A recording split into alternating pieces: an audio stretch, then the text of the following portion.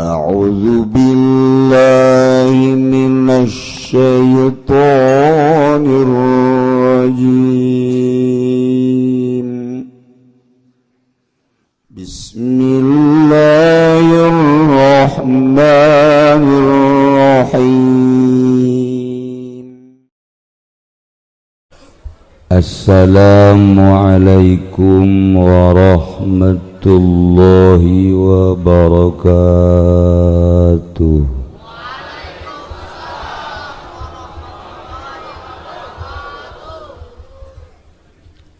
Alhamdulillah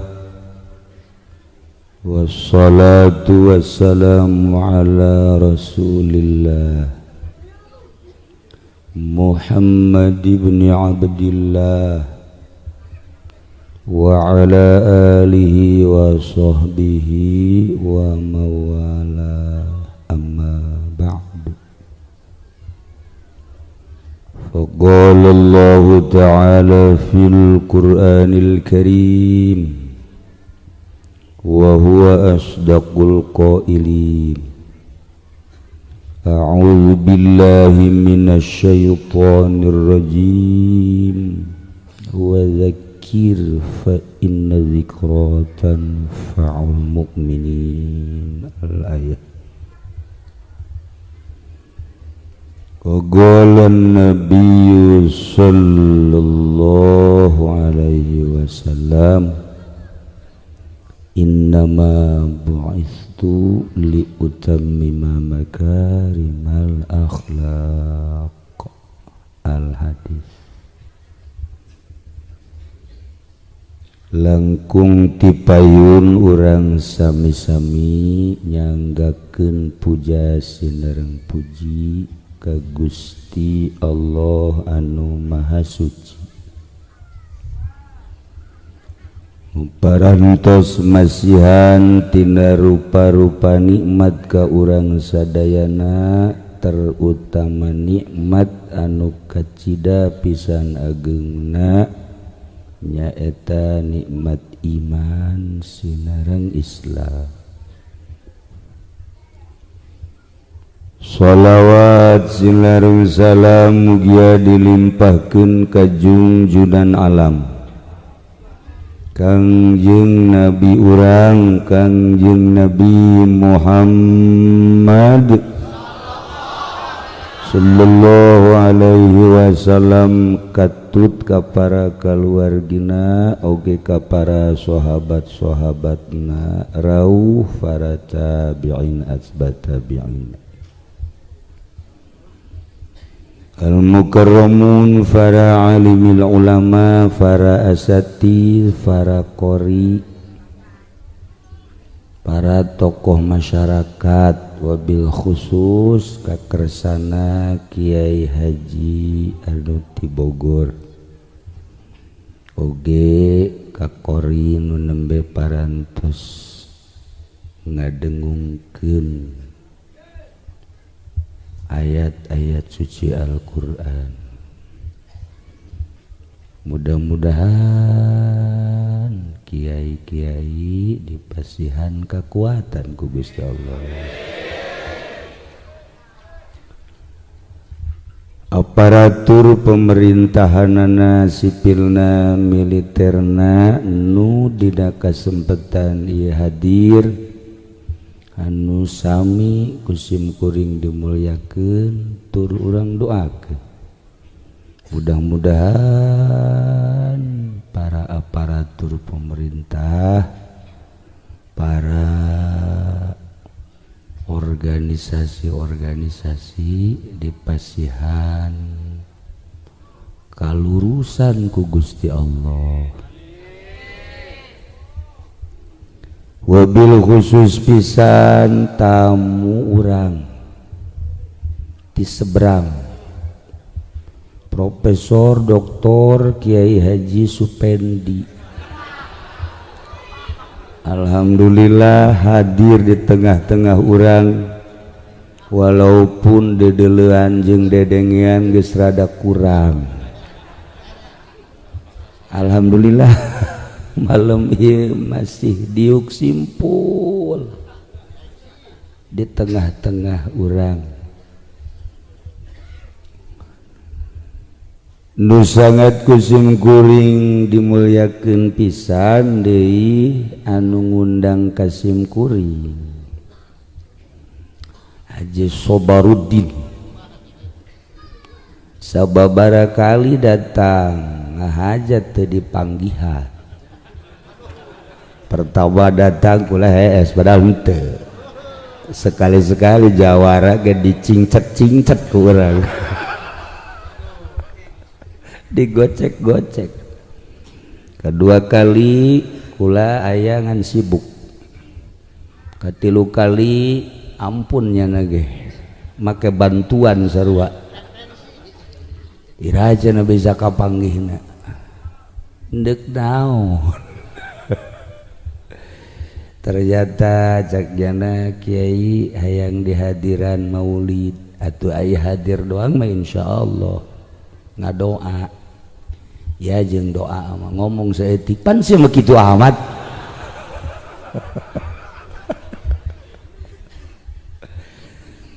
emang teu seubeuh Pak Haji ngaji Minggu ngaji malam Salasa ngaji malam Jumat ngaji emang teu seubeuh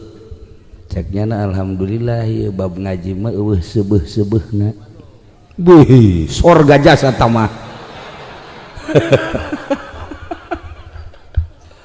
atuh aja sabar Haji Oping mantan lurah Madi bangsa nu lain jelema lah ngararaji eta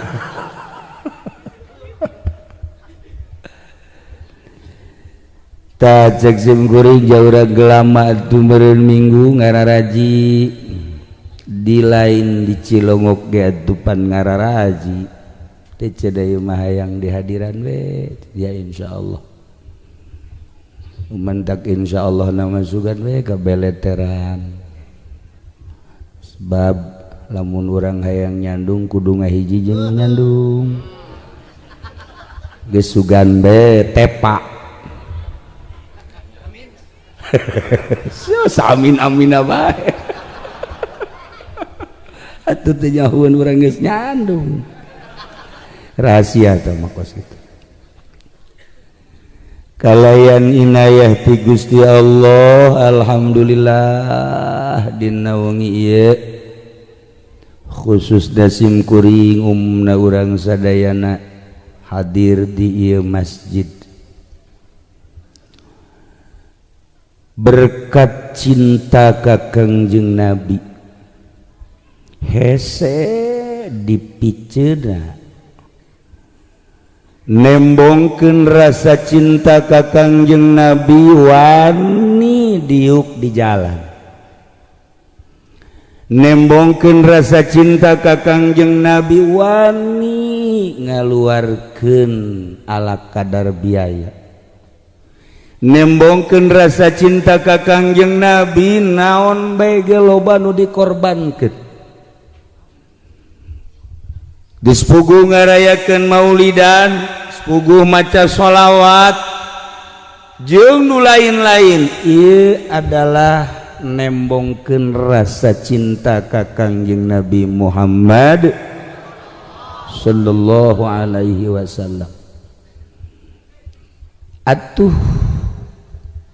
polisi cinta ka Kangjeng Nabi TNI cinta ka Kangjeng Nabi Jawara cinta ka Kangjeng Nabi sepuguh tokoh masyarakat ulama kabeh cinta ka Kangjeng Nabi wah geus asal geus cinta ka Kangjeng Nabi di akhirat moal dikamamanakeun pasti ka mana surga yuk kabeh ka surga aya nu dikecualikeun hiji ieu ulawak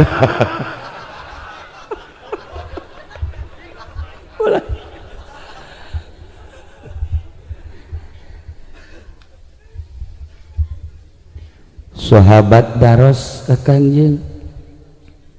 ya Rasulullah dupi kiamat iraha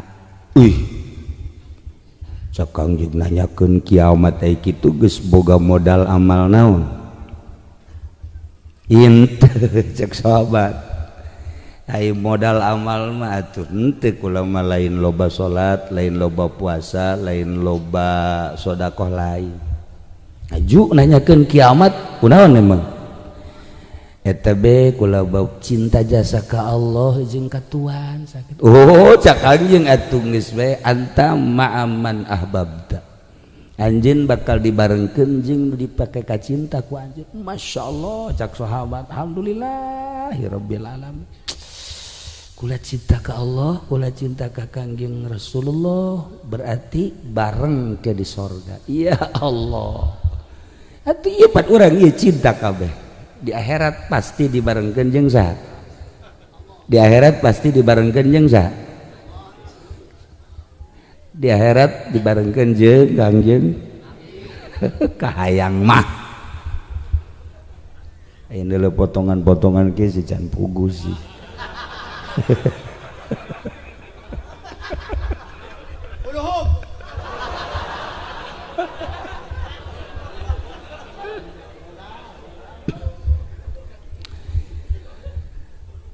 Allah nyiptakeun langit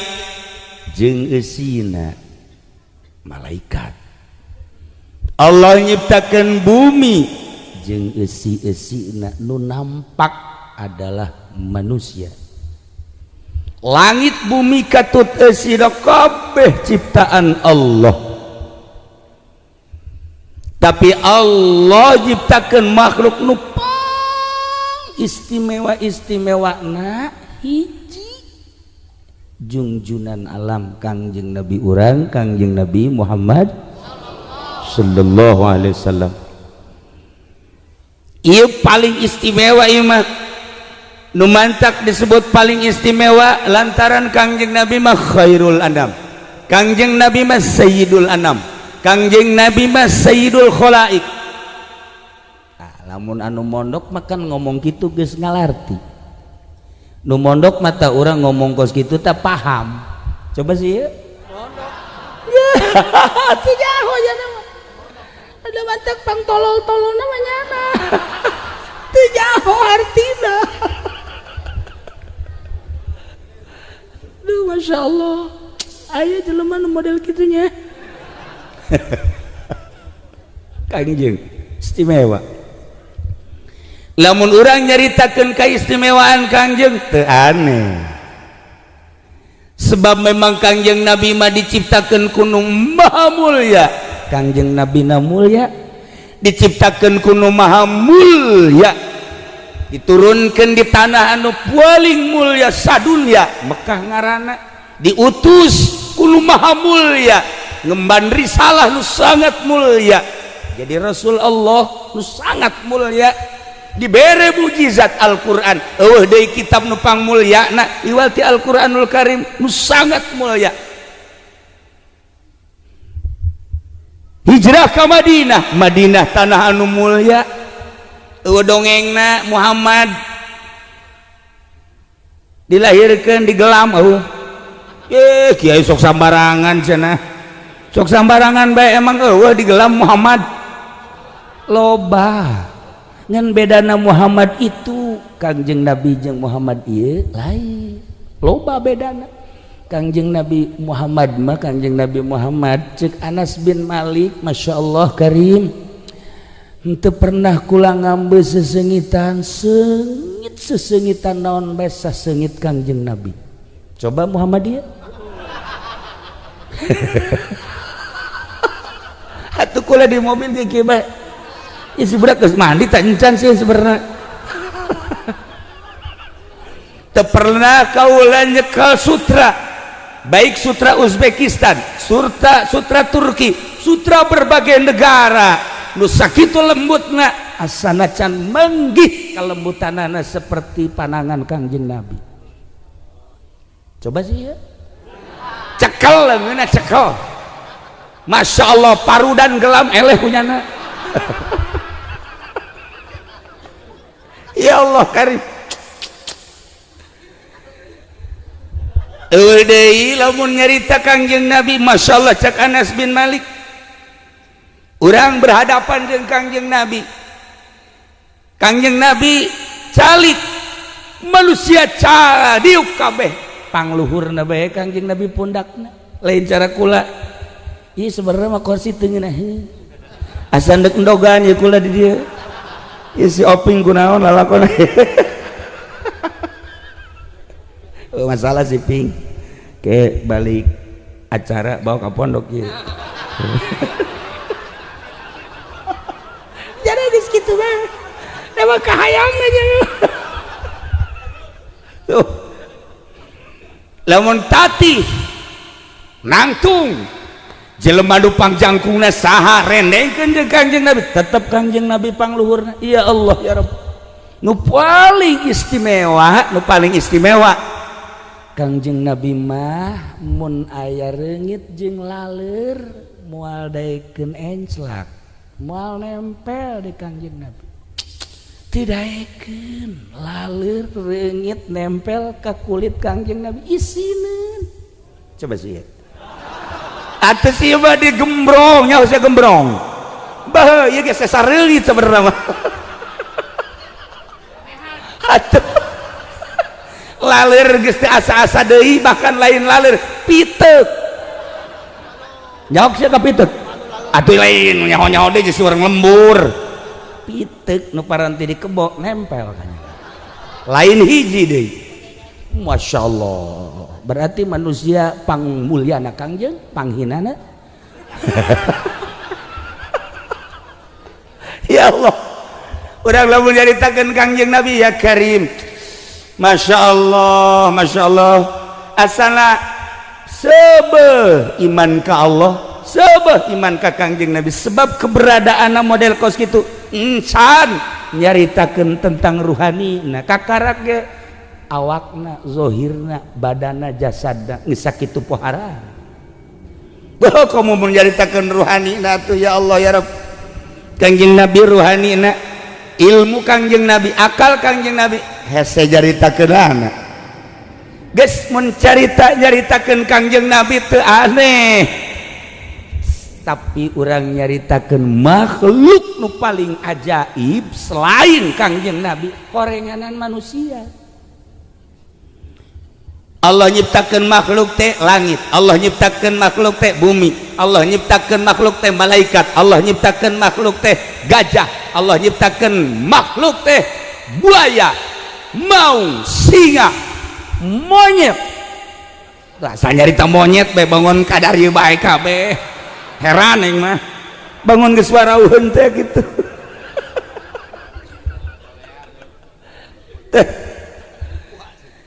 nah iya makhluk-makhluk Allah kabeh istimewa sebab nu bisa nyieun ngan paling ajaib mah manusia di manusia aya mata tafakuran geura ku urang henteu kudu ngaheranan batur diri urang ieu mata lamun buka neuleuh satungtung deuleu Masya Allah peureum buka ku urang kadeuleu neuleuh ieu mah asana karasep sabarang neuleuh kade Gusti aduh Gusti neuleuh kade tu gareulis kadeuleu kan kabeh kadeuleu kabeh ieu keistimewaan mata henteu ajaib kumaha mata ceuli ketika urang ngadengekeun ya Allah ya Rabb radius sabaraha meter masih keneh kadenge ku urang nu normal tapi aya eta mah wallahu alam ceuli irung aambean urang masyaallah Karim lisan bisa ngarasakeun ieu panas ieu sedang ieu tiis ieu pahit ieu amis ieu dan lain-lain sebagainya nah henteu ajaib paling ajaib sekali peureum urang leungeun urang ngarayap lain seuris ya ulah waka ka mana urang ngarayap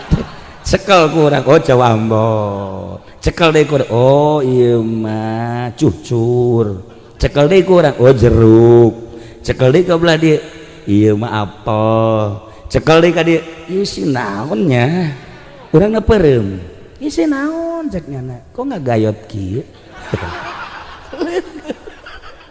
henteu aneh kumaha mata kaji sabar mah mun rugap-ragap japeureummnya nama atuh peureum nyaho-nyaho anakan we atuh gua digetekan nyahoan anak nu sabaraha teu nyahonya nama mun ditanya ngaji anak sabaraha ulah nanya anak emang gua teu kanyahoan aing di mana meureun anak ge teu kanyahoan nu subang sabaraha nu di Belaraja sabaraha di Soka sabaraha ih amit-amit teh si budaknya ya Allah tah nu paling ajaib di diri manusia adalah kolbu akal fikir ini paling ajaib lamun ku urang ditafakuran maha agung Allah langit ciptaana bumi ciptaana seluruh ciptaana termasuk diri urang anu sakieu pangajaib-ajaibna keajaibanana ai itu nu nyieun gedung di Jakarta hotel di Jakarta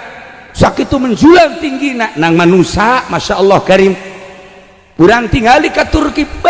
bangunan-bangunan di Turki anu sakitu luar biasa na arsitektur dunia adalah Turki urang ke Turki eta kan nang manusia otak manusia urang ke Maroko ya Allah ya Rabbi di samping keindahan-keindahan di Maroko di Uzbekistan jelemana garim Masya Allah kula ke Maroko disangka kukula jelema harideung kan di Maroko teh ternyata barang datangkan tu Gusti Allah lantaran Maroko teh kapan kitu jazirah Afrika jadi di benak hati teh pasti harideung gajeun kukumaha ge pasti harideung barang datang ka ditu ya Allah karim aduh Masya Allah hanjakal aja sabar teu milu atuh mun milu ya karim pas dek balik Haji Pendi ka kula ngomong kula mah mal balik cek kana gitu betah jasa di dieu pan moal tuh bisa mal kiai udah sirik balik bae kula mah moal cenah gitu kan bogoh jasa cenah kanu itu waduh jaheu ieu jelema sakituna mah kukula dinasehatan Mang Haji kuari mah ulah kitu pikiran ai Mang Haji mah bogoh ka ditu aja ituna ka Mang Haji hatu boro-boro urang Uzbekistan urang Maroko urang gelam ge sanu bogoh atuh ka modal kieu atuh aing songkeun ka urang gelam coba saha nu hayang kos ye atuh ieu mah Arab lain Indonesia lain kadang aya geus senjatangan pelet be pelet mending mun manjur nah tak ieu kan kaistimewaan teh buatan manusia Masya Allah karim dek neangan lu aneh teu kudu jauh-jauh diri urang makhluk paling aneh mata urang aneh ceuli urang aneh irung urang aneh lisan urang aneh leungeun urang kabeh aneh boh bisa nyieun ieu nyieun itu nyiptakeun ieu nyiptakeun itu nah eta teh tina nu panganehna di manusia naon qalbu akal bari jeung urang ngagunakeun akal teh cuman 2% atau sampai 4%. Titik akal urang teh aya 1 miliar persen. 1 miliar titik. Masya Allah karim. Nu dingudahkeun ku Haji Pendi paling ge nya nama hiji lah. Paling hiji lah. Tuh lamun 2 mah sugih. Hiji. Ya orang rata-rata ngagunakeun teh cuman 4 titik ya Allah ya Rabbi sakieu hebatna boh komo lamun cara Kangjeng Nabi ulah waka Kangjeng Nabi heula tah mah afdalul makhluqat nabiyuna Muhammadun sallallahu alaihi wasallam ieu urang ieu makhluk nu pang aneh-aneh ulah neangan nu aneh di luareun diri urang nu paling aneh urang diciptakeun ku Gusti Allah di alam arwah turun kuari ke alam dunia di alam dunia bakal balik ke alam barzakh nu paling aneh urang di alam barzakh salamet jaga di akhirat diasupkeun ka sorga malaikat gideung malaikat gideg heran malaikat mah ka sorga teu aneh sebabnya nama kabeh ibadah kabeh taat nu maksiat malaikat asal anu di kasorgakeun mah gideg sebab naon ya Allah cak malaikat lulus nyana ieu hirup di gelam nu sakitu poharana gelam eta geus pangrame-ramena nagara di gelam rame jasa di negara gelam mah karameanana panglobana makhluk di gelam hayang tinungul jagung datang kanu pendek di gelam aya anu putih datang kanu hideung aya anu leutik datang kanu buat desa beca sorangan aya wahai di gelam geus pokona hayang manggih anu kumaha aya nah haju ieu di gelam mah macem-macem jawara ngadu kotok gelam jawara gapleh gelam jawara siapa suka leuwihan ti aing ke dengekeun heula tolong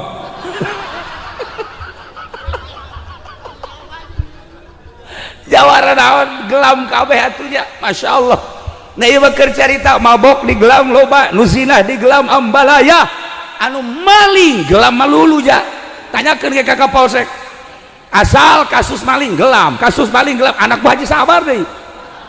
kira-kira orang gelam ya Masya Allah Karim nah tetapi begitu maut seseorang orang gelam haju ka sorga malaikat gigideg lewala ka amin lan saha heula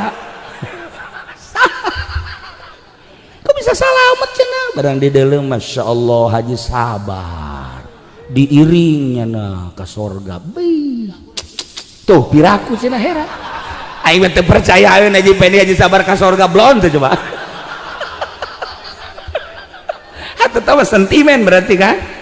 Haji sabar diiring ka sorga ya Allah malaikat gideg sia bisa salamet bar ya naon ieu be atuh kieu ge pan aing mengaji bae aing ge nyaho cek malaikat ngaji tapi siapa teu make ulah wakal nyebut teu make jalanan zahir mah aing ge maksiat batin mah teu luhur jasa Haji sabar itu kos wali aja lupanya nah maksudna tuntunan Kangjeng Nabi datang horenganan kagelam ya Allah ya Rabb lamun Kangjeng Nabi tuntunan geus datang kagelam Kangjeng Nabi teh syamsun matahari Kangjeng Nabi teh badrun bagaikan bulan Kangjeng Nabi teh misbah bagaikan lampu Kangjeng Nabi teh iksir bagaikan kayu iksir kasorot ku sinar Kangjeng Nabi sadajan loba nu ngadu kotok di hareupeun mata mun geus sorotan sinar Kangjeng Nabi ka diri urang nyorot hihi atuh nu ngadu-ngadu urang-urang paling menta sit doang urang madi tah mah tuh apa masalah ih anu judi-judi atuh sabolot urusan manehanana kasorot ku sinar Kangjeng Nabi iya tuh iya tidak terkecuali lamun geus kasorot ku sinar Kangjeng Nabi apakah eta PNS mungkin bupati mungkin gubernur apakah eta TNI tentara apakah eta letnan kolonel jenderal atau polisi sekalipun henteu terkecuali polisi teh tingkatan-tingkatan mana lamun geus kasorot ku sinar Kangjeng Nabi Masya Allah jarijieun polisi ge neuleuh nu zina jarijieun polisi teh neuleuh anu judi jarijieun polisi neuleuh anu maksiat lamun geus kasorot ku sinar Kangjeng Nabi Muhammad sallallahu alaihi wasallam loba apa henteu jeung aya apa henteu kira-kira polisi nu kasorot ku sinar Kangjeng Nabi ngomong udah sentimen sia sekali deh sorotan sinar Kangjeng Nabi ka kiai mah geus jelas sorotan sinar Kangjeng Nabi ka santri jeung ustad mah jelas sorotan Kangjeng Nabi ku ari mah ka polisi aya teu Aisyah sok isinkeun aing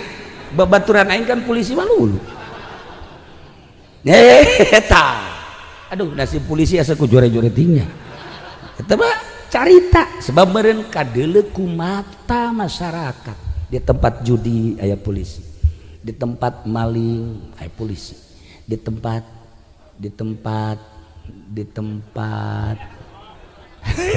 naon deh coba imah aing mah kudu nanya na ka Haji sabar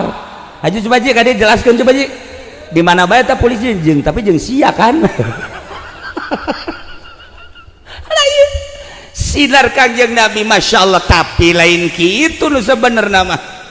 jate saeutik polisi anu maca sholawat teh saeutik polisi anu tahajud kadang-kadang kiai teu kasorot ku sinar Kangjeng Nabi kiai aya nu teu kasorot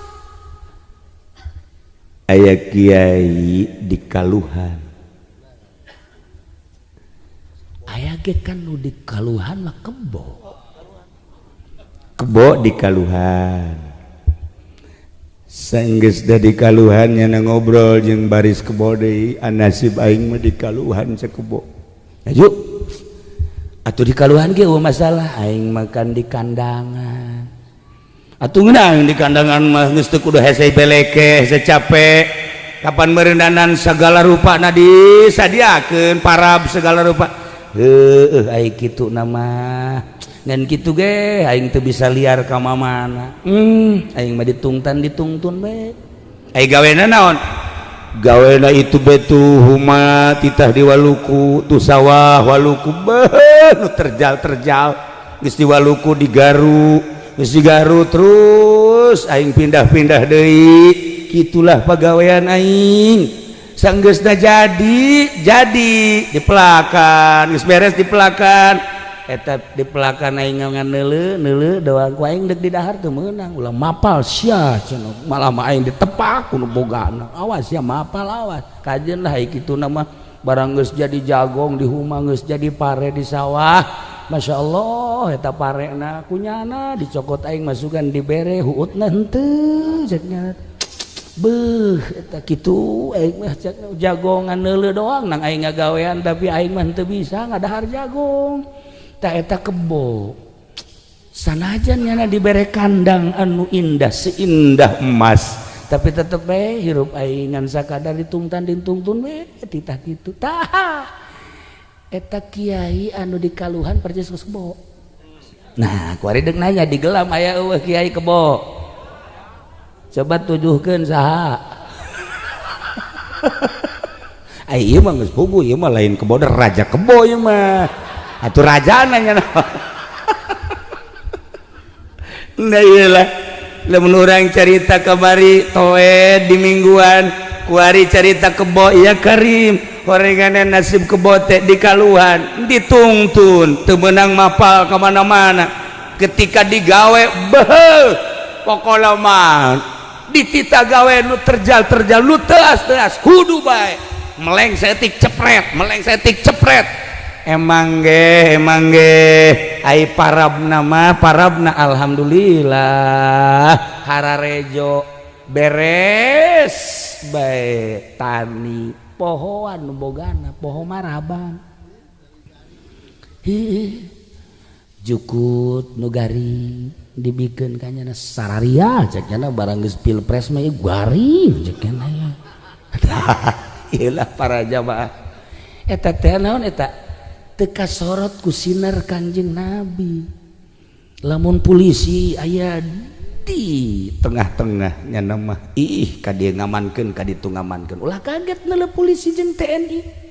lamun aya di pengajian ulah kaget lain ngaji ngamankeun lamun aya di orkes lain nonton ngamankeun lamun aya di tempat judi lain judi ngamankeun jangan makan tugasna ngamankeun nya mah di mana bae ge masyaallah sering nyana ka masjid lain deuk salat Jumat ngamankeun sendal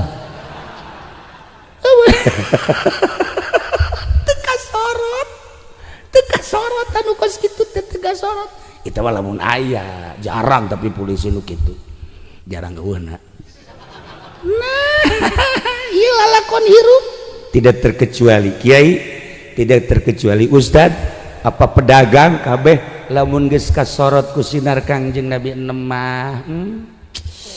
merenung nyana kamari aya polisi datang ka imah langsung muka pet bae nyana bluk kenapa Pak pusing saya kenapa Pak pusing aduh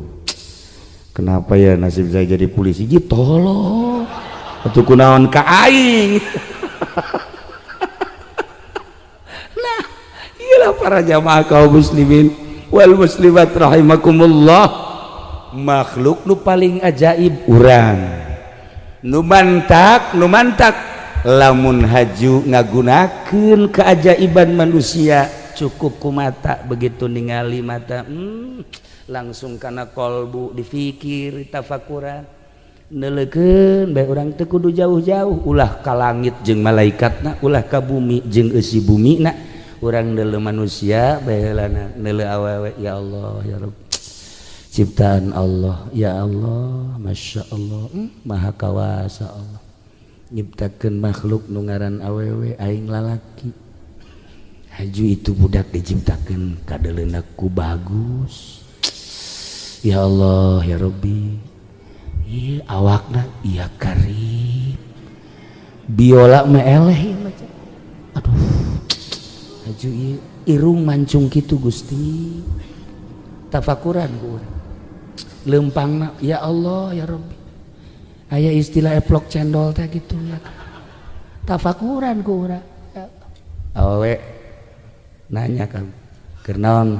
Haji sabar aing keur napakuran sia napakuran kumaha sia diciptakeun ku Allah ku gelis-gelis teuing sih aja Pak Haji bogoh ya kitulah ya kan kok aja ku bahatur neng ya tuh siap aing mah Haji geus boga pamajikan sabaraha 4 geus aja nu kalima ge masalah geus di cak Haji sabar aing lamun kawin 5 atuh berarti aing termasuk kana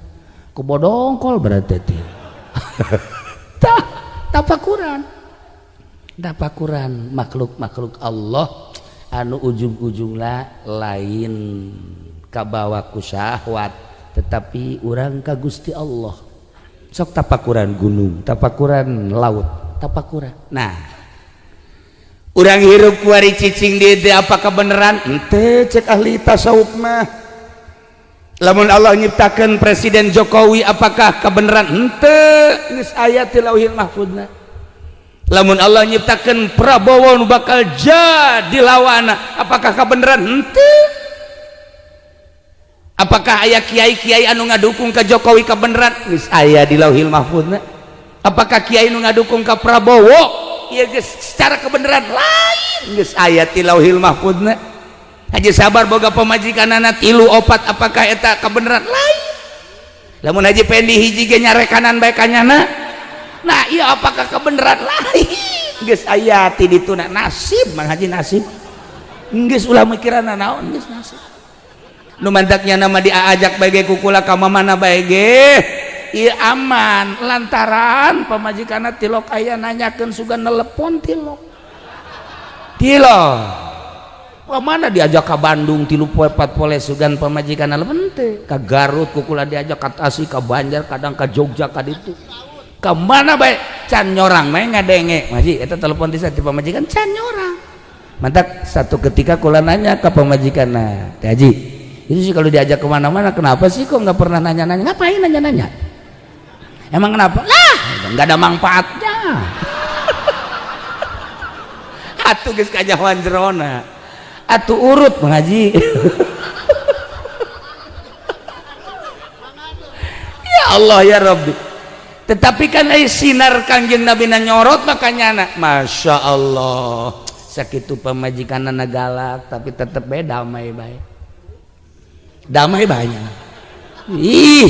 aju ngaji nya nama unggal minggu aya bae sanajan barang datang ke majelis sejerup dianggap obat tidur meureun aing ku nyananya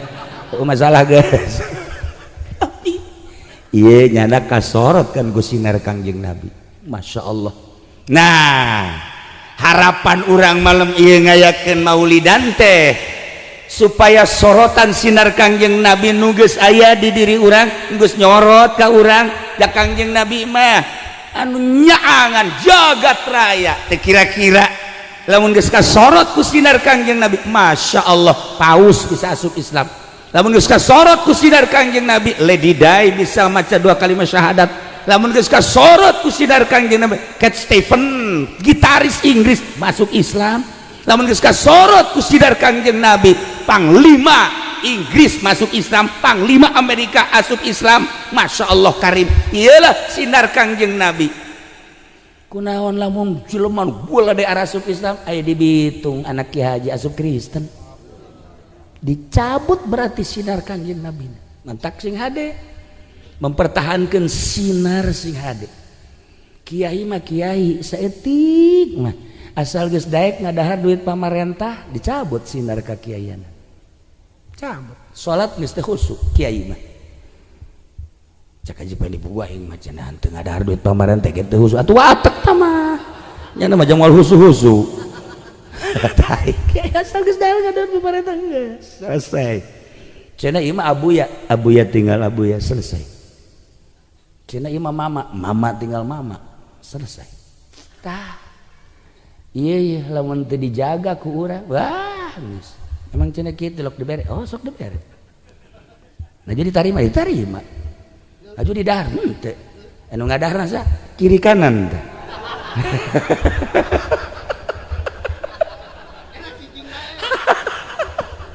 lu batak jana batu geus asal geus kikian we emang tadina ge emang teu kusu aju dibere duit kos kitu atuh geus bebeja kieu cenah asa paru yang amat geus nyaho rahasiana lah pokona nah balikan deui urang teh kuari cicing di dia wah ieu teh berkat cinta ka Kangjeng Nabi kemudian titah iman ka Allah cak Gusti Allah gampang nyebut iman ka Allah mah tetapi mun bener anjeun cinta ka aing cak Allah tuturkeun Muhammad Qul in kuntum tuhibbunallah fattabi'uni yuhibbukumullah wa yaghfir lakum al-ayat maneh mun bener cinta ka Allah tuturkeun nabi aing tuturkeun Muhammad fattabi'uni cak Kangjeng Nabi bohong jelema cinta ka Allah teu nuturkeun Kangjeng Nabi bohong jelema bogoh ka Allah lamun teu nuturkeun Kangjeng Nabi sebab Kangjeng Nabi nu mantak tita dituturkeun uswah laqad kana lakum fi rasulillahi uswatun di diri Kangjeng Nabi teh aya contohna maka disipatan uswahna disipatan ku uswah hasanah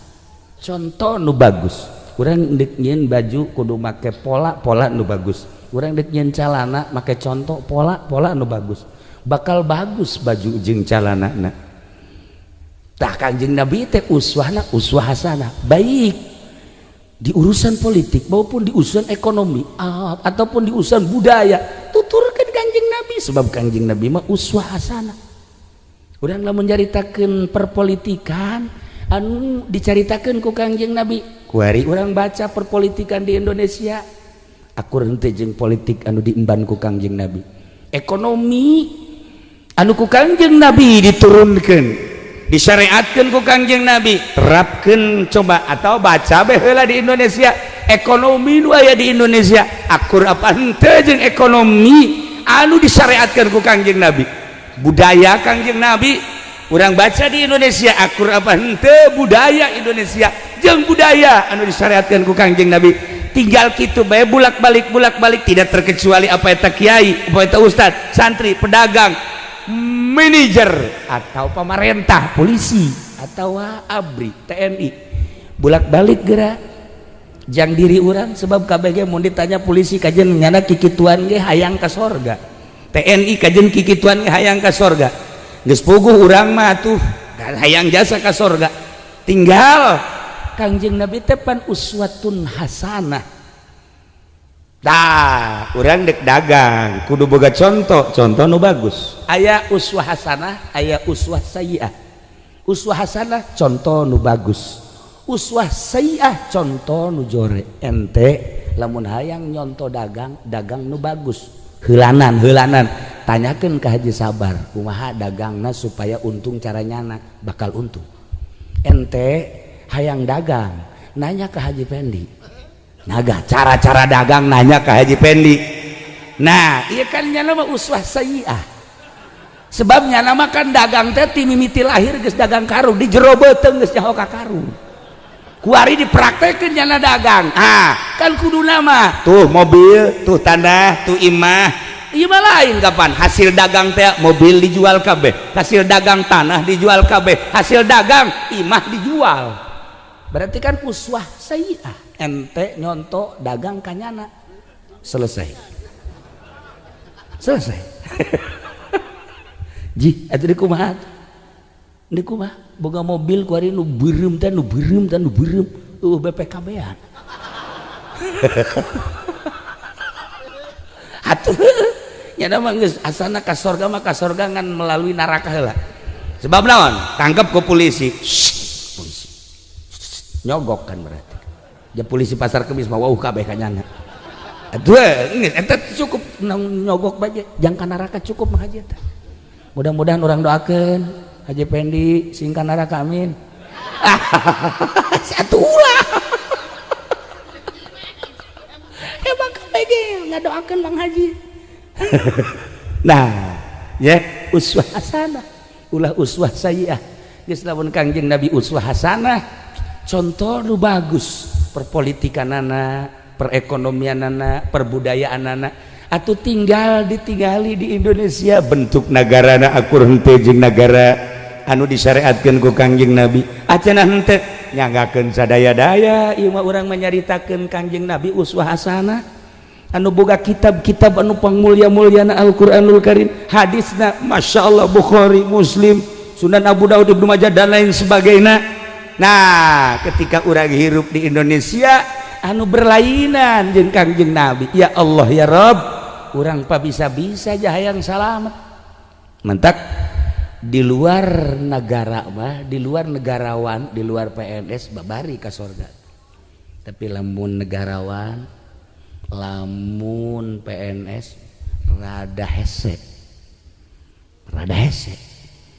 ji naon sebabnya ngalaksanakeun aturan-aturan di luar syariat. Lamun nyana maot keur ngajabat wallahu a'lam. Mata Gus Dur mah ketika diturunkeun teh dipertahankeun bisa jasa henteu terlalu loba jeung kesalahan-kesalahanna dibuat, tapi ketika dek dibela cek Gus Dur memeh Gus Dur dilengserkeun nyana ziarah heula ka Cirebon. Biasana ziarah ka Cirebon ka Syekh Syarif Hidayatullah, tetapi nyana ziarah ka Gunung Sembung. Sunan Zakara di gunung eta mah aja ngaranna. Di gunung eta Jebonang mah Cirebon. Ya. Masa Ahmad. Aduh ya bener tinggal kaler kidul teh bener Yatul Kafi. Sedangkan lamun aya kepala negara, lamun aya gubernur, menteri zarah kadinya mal kebelde lengser. Nah cek juru kuncena anu jitu Gus jangan zarah ke situ, sebab kalau zarah ke situ ini umur jabatan Gus Dur paling jago sebulan, biarin cek Gus Dur. Bukan begitu, ini kan Gus Dur kan presiden. Saya udah tahu bahwa saya sebentar lagi akan dilengserkan, maka saya ziarahnya ke sini bukan ke sono. Geus nyaho, memeh dilengserkan geus nyaho. Kos Haji Pendi nya nama geus leuwih nyaho nya. Kuari poe naon ieu kuari? Kuari poe naon ieu? Malam naon? Malam Rebo. Haji Pendi tanya, isuk poe naon nyahoeun nya naon? Mantas Rebo poe naon nyahoeun nya nama. Mantek lain leutik-leutik jelema sebenarnya mah. Beh, wali eleh kunyana. Atuh nyaho ka poe isuk jiganan nya nama atuh. Ya Allah, tapi dagang rugi bae. Ameh.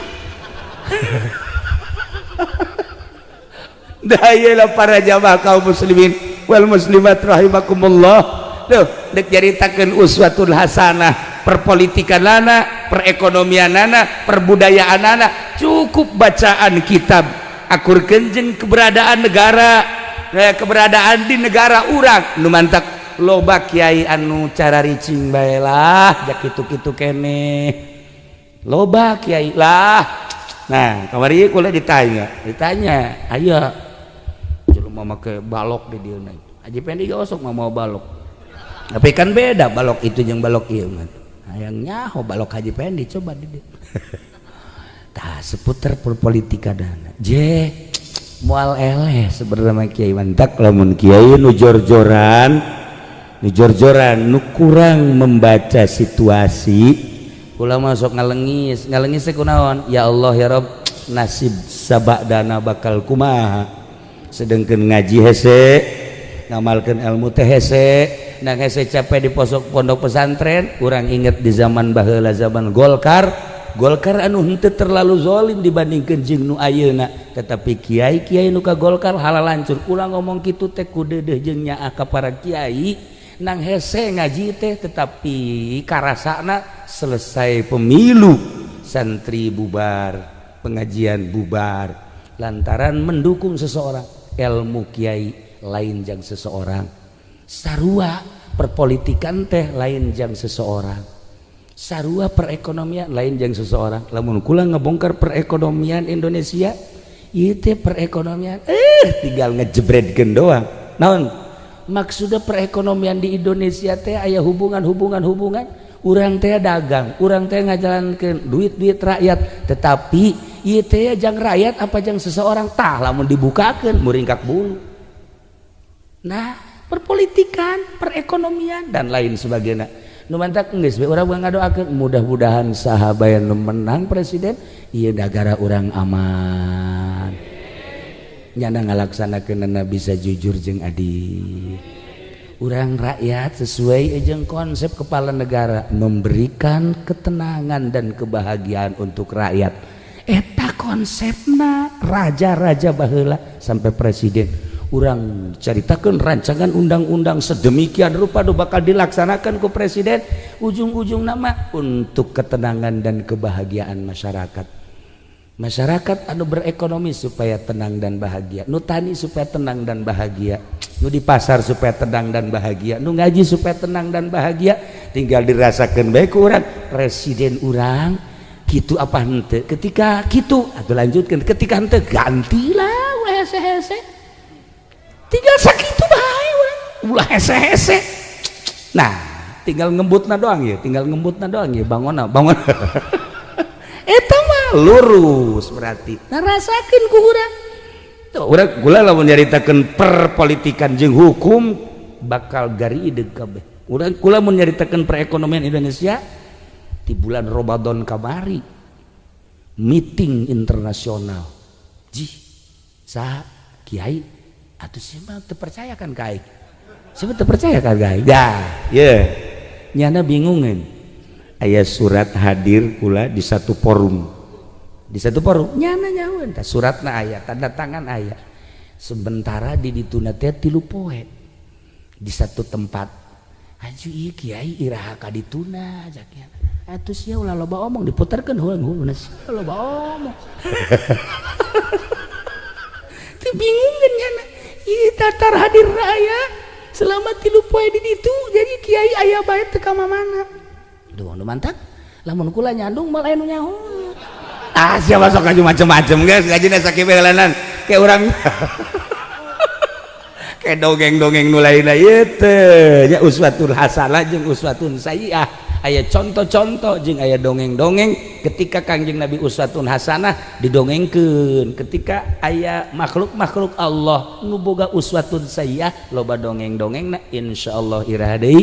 ieu mah nembongkeun rasa cinta urang ka Kangjeng Nabi dibentukeun model kieu pengajian dibentukeun ku maca sholawat ka Kangjeng Nabi dibentukeun ku urang ku sedekah nah diakhiri urang kuari ku pengajian jeung doa mudah-mudahan urang kabehan tambah iman ka Allah jeung ka Kangjeng Nabi tambah yakin ka Allah jeung ka Kangjeng Nabi urang sehingga urang dihampura sakabeh dosa di akhirat urang dihijikeun jeung para mursalin para nabiin para syuhada para sholihin sabada dihampura kabeh dosa urang dipimpin ku Kangjeng Nabi menuju surga Allah Subhanahu wa taala tidak terkecuali apa pedagang, apa pejabat, apa polisi, apa TNI wabeh mudah-mudahan dihampura sakabeh dosa urang